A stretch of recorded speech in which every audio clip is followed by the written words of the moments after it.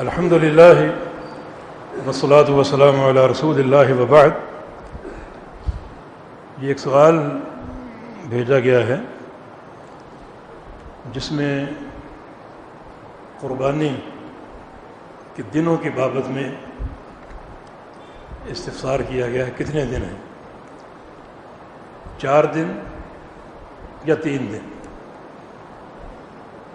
اگر 4 دن ہوں تو یوم النحر 10 ذوالحج اور آگے 3 دن ایام تشریق کے 11، 12 اور 13، اس طرح یہ 4 دن پورے ہوتے ہیں۔ اور اگر 3 دن ہوں تو یوم النحر 10 ذوالحج اور ایام تشریق کے 3 دنوں میں سے 2 دن 11 اور 12، یعنی 13واں دن جو ایام تشریق میں داخل اور شامل ہے، اس دن کی قربانی کے کچھ لوگ قائل نہیں ہیں۔ یہ ایک ہم سے سوال کیا گیا کہ یہ مسئلہ، اس کی حقیقت کیا ہے۔ اور کل ہمیں ایک پرچہ دیا گیا جو غالباً کچھ نوجوانوں کی طرف سے لکھا ہوا تھا، اور اس میں 4 دن کی قربانی کو غلط قرار دیا گیا تھا، اور یہ کہا گیا تھا کہ یہ حدیث سند ضعیف ہے، اس لیے وہ دلیل نہیں بن سکتی۔ اسی پرچے کے حوالے سے کچھ ہمیں تحفظات ہیں۔ پہلی بات تو یہ ہے کہ اس میں جن لوگوں نے یہ لکھا یہ پرچہ، ان کا نام مذکور نہیں ہے، اور یہ علم کے آداب کے خلاف۔ کوئی فتویٰ ہو، کوئی کتاب ہو، تصنیف ہو، تالیف ہو، تو اس میں نام ہونا ضروری ہے۔ اس کا بھی ایک وزن ہوتا ہے تاکہ پڑھنے والا یہ دیکھے کہ یہ تحریر کس کی ہے، اس نے کہاں پڑھا ہے، اس کے مشائخ کون ہیں، اساتذہ کون ہیں، صحیح بخاری کس سے پڑھی، صحیح مسلم کس سے پڑھی، کیونکہ اس سے بھی ایک منہج کی معرفت میں آسانی حاصل ہوتی ہے۔ تو باہر کیف و پرچہ اس میں نام مذکور نہیں ہے کہ وہ کس کی طرف سے یا کن کی طرف سے یہ ہونا چاہیے۔ یہ علمی آداب کے خلاف۔ کوئی بھی تحریر ہو، اس تحریر کے لکھنے والے کا نام معلوم ہونا چاہیے تاکہ اس کا منہج، اس کا عقیدہ، اس کے اساتذہ، مشائخ، اس کا ماحول، ان تمام چیزوں کا ادراک ہو سکے۔ دوسری بات یہ ہے کہ یہ چند نوجوانوں کی یہ تحریر ہے، اور تحریر کے دوران ہی ان کا علمی مستویٰ سامنے کھل گیا۔ ایک راوی عمر بن دینار، یہ عین کے ساتھ، انہوں نے الف کے ساتھ لکھا ہوا تھا، یعنی عمر عین میم را واو، عمر مشہور راوی، انہوں نے لکھا ہوا ہے عمر الف کے ساتھ، الف میم را۔ تو یہیں سے وہ علمی ایک وزن سامنے آ جاتا ہے کہ یعنی کتنے پانی میں ہیں وہ۔ میں پہلے ایک نصیحت دوں گا ان نوجوانوں کو کہ ایک ایسا مسئلہ جو آج بحمدللہ دنیا بھر میں زیر عمل ہے، اس میں اگر ایک رائے آپ کی ایک الگ ہے، منفرد ہے، تو یہ امت پہلے ہی بہت ہی تقسیم در تقسیم کا شکار ہے۔ اس میں کوئی نئے نئے شوشے چھوڑنا اور مزید فتنے یا اندیشے پیدا کرنا مناسب نہیں۔ ایک آپ کی تحقیق ہے، آپ 2 ہیں، 4 ہیں، 10 ہیں، اسے اپنے تک محدود رکھیں۔ آپ 4 دن قربانی نہ کریں، لیکن وہ مسئلہ جو آج بڑے بڑے اعیان اختیار کر چکے، شیخ البانی، شیخ ابن باز، شیخ ابن عثیمین، شیخ بدیع الدین راشدی، شیخ صالح الفوزان، کتنے نام گنواؤں، سب کا یہ مسلک ہے کہ قربانی کے 4 دن۔ آج ہم نے وہ خطبہ سنا عید کا، حرم مکی کا اور حرم مدینہ منورہ کا، دونوں ممبروں سے 4 دن کی قربانی کا اعلان ہو، دونوں ممبروں سے، مکہ مکرمہ سے بھی اور مدینہ منورہ سے بھی 4 دن کی قربانی کا اعلان ہوا۔ تو اگر آپ چند نوجوان، ایک فکر آپ کی الگ ہے، تو بجائے اس کے کہ آپ ایک پمفلٹ شائع کر کے اور ایک تقسیم در تقسیم پیدا کریں، فتنے کو ہوا دیں، اس کا یہی تھا کہ آپ اپنے طور پہ جو آپ کی فکر ہے اس کو اپنے علماء سے رابطہ رکھیں۔ ایک دم ایک پمفلٹ جاری کر دینا یہ قطعاً مناسب نہیں ہے جب تک ایک پوری بصیرت اور پورا ایک علم اور تحقیق حاصل نہ ہو۔ تیسری بات یہ ہے کہ 3 دن کی قربانی اس پمفلٹ میں ثابت نہیں کی گئی۔ 4 دن کی قربانی کا انکار، اس انکار سے 3 دن ثابت نہیں ہوتے، یہ 3 دن ثابت کرنے پڑیں گے۔ اور جو چند آثار ذکر کی، مرفوع حدیث کوئی نہیں، چند آثار جو ذکر کیے ہیں اس سے اتنی بڑی بات ثابت نہیں ہوتی۔ یعنی 4 دن کی قربانی کی نفی کر کے 3 دن کی قربانی ثابت نہیں ہوتی، اس کے لیے مستقل دلیل چاہیے، اور چند آثار دلیل نہیں بن سکتے، جبکہ آثار دونوں طرف ہیں۔ کچھ صحابہ 3 دن کے قائل تھے، کچھ 4 دن کے قائل تھے۔ ایک مسئلے میں مرفوع حدیث نہ ہو اور صحابہ کا ایک ہی قول سامنے آئے، وہ دلیل بن سکتا، مگر ایک مسئلے میں مرفوع حدیث بھی ہو اور صحابہ کے اقوال بھی مختلف ہوں، کچھ کی رائے 4 دن، کچھ کی رائے 3 دن، تو وہاں ایک طرف کے صحابہ کے اقوال نقل کر کے مسئلہ ثابت نہیں کر سکتے۔ دیکھیں یہ میں نے عرض کیا نا، ایام تشریق 3 ہیں، 11، 12 اور 13۔ ایام تشریق میں کئی باتیں مشترک ہیں، مثلا یہ ایام تشریق، یہ 3 دن منا کے ایام ہیں، تینوں دن، یہ تینوں دن حدیث کے مطابق کھانے اور پینے کے دن ہیں، یہ تینوں دن اللہ کے ذکر کے دن ہیں، کئی چیزیں مشترک ہیں۔ اب آپ قربانی کا ایک دن نکال دیں کہ قربانی 2 دن ہے، 3 دن نہیں، تو اس کے لیے کوئی ٹھوس ثبوت چاہیے۔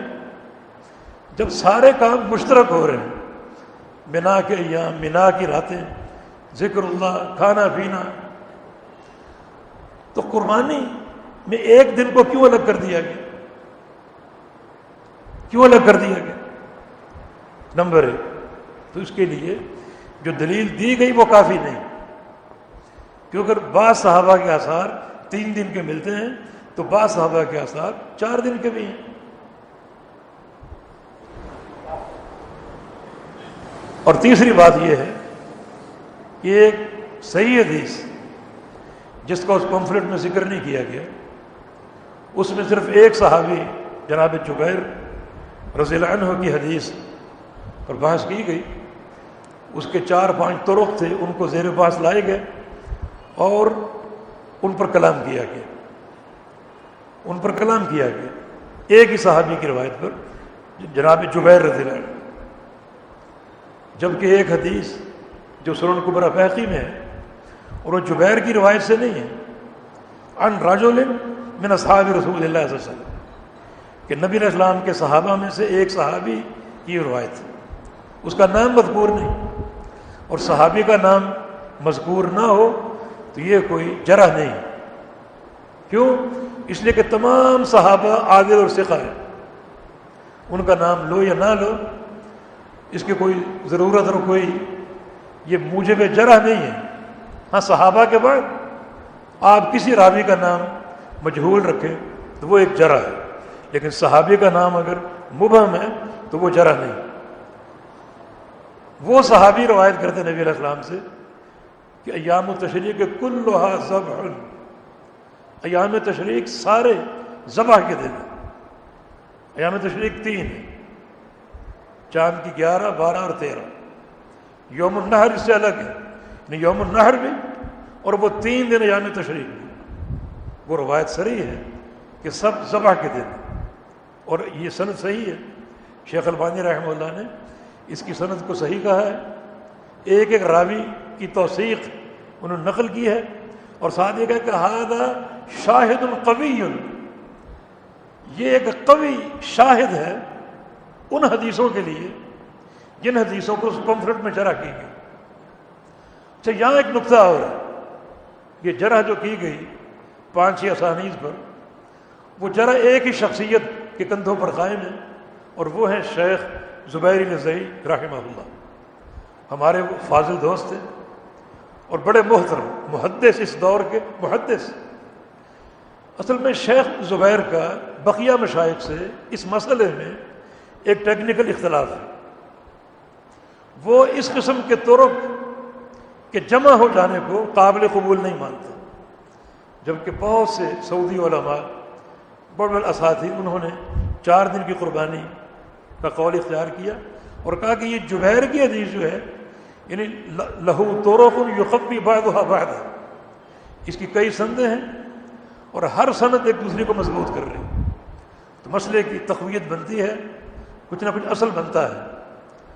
یہ ایک نقطہ اختلافی یعنی شیخ زبیر رحمہ اللہ اور بقیہ علماء کے مابین، بقیہ علماء اس قسم کے متفرق طرق میں ان کے جمع ہونے کو وہ کچھ نہ کچھ طاقت قرار دیتے ہیں، شیخ زبیر اس کو ضعیف ہی مانتے تھے، تو اس اصولی اختلاف کی بنا پر شیخ زبیر نے ان کو ضعیف کہا، بقیہ علماء نے ان طرق کو جو ہے وہ قابل قبول یا حسن درجے کا قرار دیا۔ بہرحال اب نقطہ جو اس اختلاف کا سبب ہے کہ یہ مختلف طرق مل کر حدیث کی قوت کا سبب بنتے ہیں نہیں بنتے، یہ اب الگ مسئلہ ہو گیا، اس کی تحقیق ضروری، لیکن جو سلفاً اور اس دور سے چلا آ رہا ہے وہ یہی ہے کہ حدیث اگر ضعیف ہے اور مختلف اس کی اسانید ہیں، طرق ہیں، راوی میں طعن اگر عدالت میں نہیں بلکہ طعن اس کے حفظ میں ہے، تو وہ حدیث اگر کئی طرق سے آتی ہے تو کئی طرق اکٹھا ہو کر اس کی تقویت کا باعث بن سکتے ہیں۔ جیسے ایک پاگل آدمی آپ سے کہے کہ باہر آگ لگی ہوئی، آپ کہیں پاگل ہے چھوڑ دو، ایک پاگل اور آ جائے باہر آگ لگی تو کچھ نہ کچھ آپ کا ماتھا ٹھنکے گا کہ دونوں ایک ہی بات کریں۔ ایک تیسرا آ جائے باہر آگ لگی ہوئی، اب آپ حالانکہ تینوں کی بات کو اثر نہیں رکھتی، مگر آپ سوچیں گے کہ تینوں ایک ہی بات کریں۔ اب جو بقیت المحدثین یا علماء وہ کہتے ہیں کہ حدیث ضعیف ہے، راوی ضعیف ہے، جس پر سند کا مدار ایک راوی حجاز میں، ایک راوی بغداد میں، ایک مصر میں وہ راوی وہی حدیث بیان کر رہے ہیں، بغداد میں راوی وہی حدیث بیان کر رہے ہیں، حجاز کا راوی وہی حدیث بیان کر رہے ہیں، اور ایک راوی جناب ماوراء انہار وہ روس میں ہے، خراسان میں، وہی حدیث بیان کر رہے ہیں۔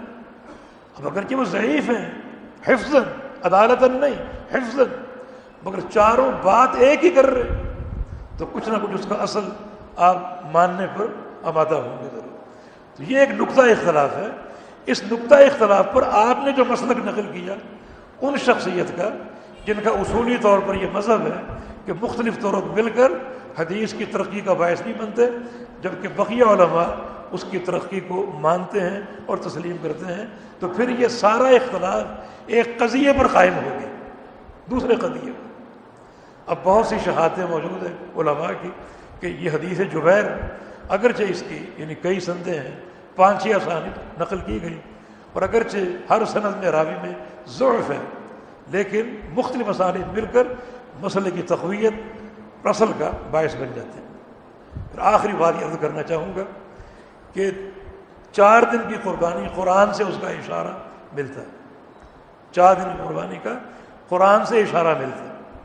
اللہ تعالیٰ کا فرمایا کہ فَاذْكُرُوا اللَّهَ فی ایام معدودات، ایام معدودات جو گنتی کے دن ہیں، ان دنوں میں اللہ کا ذکر کرو۔ ایام معدودات سے کیا مراد؟ ایام تشریق، چاند کے 11، 12 اور 13۔ ایک اور مقام پر ایام معلومات کا ذکر، ایام معلومات میں اللہ کا ذکر کرو۔ اس سے مراد کیا ہے؟ اس سے مراد عشر ذو الحج کے پہلے 10 دن وہ ایام معلومات ہیں۔ ایام معدودات یہ چاند کی 13، 14 اور 15 تاریخ، 11، 12 اور 13 جو کہ ایام تشریق کہلاتے ہیں۔ فرمایا کہ ایام تشریق میں اللہ کا بہت ذکر کرو۔ امام قرطبی رحمہ اللہ نے، امام طبری، ابن کثیر اور دیگر مفسرین نے اس ذکر سے مراد عام ذکر نہیں لیا، ایک مخصوص ذکر لیا ہے، اور وہ ذکر وہ ہے جو قربانی کے ساتھ مقرون ہے۔ بسم اللہ اللہ اکبر، یعنی کثرت سے قربانی دو، اور جب قربانی دو گے تو کثرت سے اللہ کا ذکر آئے گا، کثرت سے اللہ کا ذکر آئے گا۔ تو یہ ایام معدودات، یہ 3 دن 11 12 اور 13، تو یہ 3 دن اس مخصوص ذکر کے معنی قربانی کے بھی، کیونکہ یہ ذکر جس کا یہاں حکم دیا گیا یہ قربانی سے مقرون ہے۔ اور اس میں مفسرین نے بہت سے علماء، محدثین اور ائمہ کے اقوال نقل کی ہیں کہ یہ ذکر عام ذکر نہیں بلکہ وہ ذکر ہے جو قربانی سے مقرون ہے۔ تو مانا یہ 3 دن جو ہیں اس ذکر کے دن ہیں، جب اس ذکر کے دن ہیں تو یہ ذکر قربانی سے منسلک ہے تو قربانی کے بھی ہیں۔ تو ایک اشارہ قرآن نے دیا، اس کو بولتے ہیں اشارۃ النص۔ ہمیشہ ہر مسئلہ صریح نص سے ثابت نہیں ہوتا، نص یا دلیل کی کئی قسمیں، ایک ہے اشارۃ النص کہ ایک نص سے ایک ایسا اشارہ آپ کو مل رہا ہے کہ اس مسئلے کو ثابت کر رہا ہے اور کوئی اس کے خلاف قرینہ موجود نہیں ہے تو اس کو آپ اختیار کر سکتے ہیں، اپنا سکتے ہیں۔ تو اس نص نے یہاں اشارہ دیا ہے کہ قربانی کے واقعتاً 4 دن ہیں۔ تو اتنے محکم دلائل سے ثابت ایک مسئلہ ہو تو وہ چند آثار سے اس کا آپ انکار نہیں کر سکتے، اس کے لیے پھر محکم دلائل آپ پیش کیجیے جو وہاں موجود نہیں ہے۔ تو اللہ تعالیٰ ہمیں ایک جو چیز ایک چل رہی ہے سلفاً اور قرن بعد قرن، اور علماء اس پر قائم اور عامل ہیں، اور آج تقریباً ایک متفق علیہ یہ مسئلہ ہے، تو اس میں ایک اختلافی جو ہے وہ شوشے چھوڑنا تاکہ چیمیں گوئیاں ہوں، فتنے ہوں، لوگ شک و شبہ کا شکار ہوں، یہ کوئی مناسب حال نہیں ہے۔ واللہ تعالی ولی التوفیق، وآخر دعوانا ان الحمد للہ رب العالمین۔